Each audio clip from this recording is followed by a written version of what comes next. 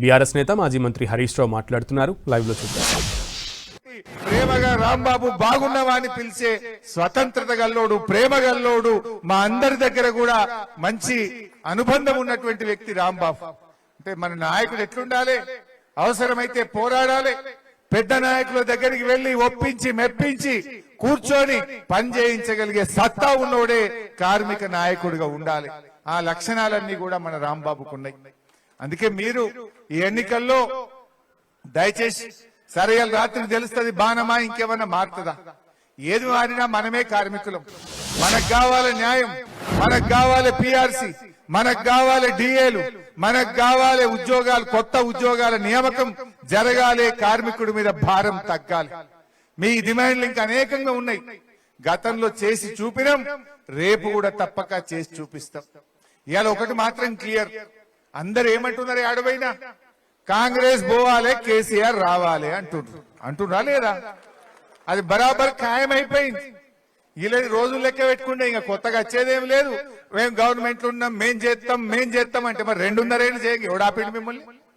2.5 ఏళ్ల నుంచి పిఆర్సీ ఇయ్యంగా ఎవడన్నా ఆపిండా? 2.5 ఏళ్ళకెళ్ళి డిఏలు ఇయ్యంగా ఎవడన్నా ఆపిండా? 2.5 ఏళ్ళకెళ్ళి కొత్త ఉద్యోగాలు వాటర్ వర్క్స్ లో ఇయ్యంగా ఎవడన్నా ఆపిండా?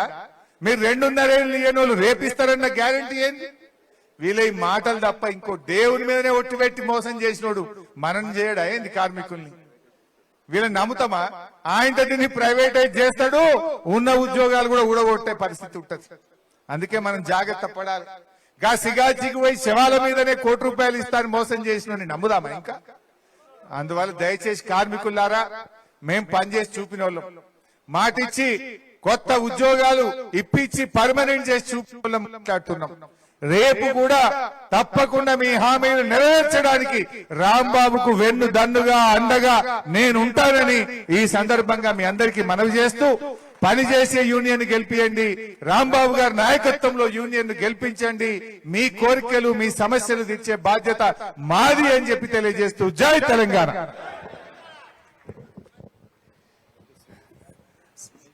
హరీష్ అన్నకి, అదే రకంగా శ్రీనివాస్ యాదవ్ గారికి, మహమ్మద్ అలీ గారికి, పల్లా రాజేశ్వర రెడ్డి గారికి, పేరు పేరున వేదిక మీద ఉన్న నాయకులకు ధన్యవాదాలు, నమస్కారాలు తెలియజేస్తున్నా.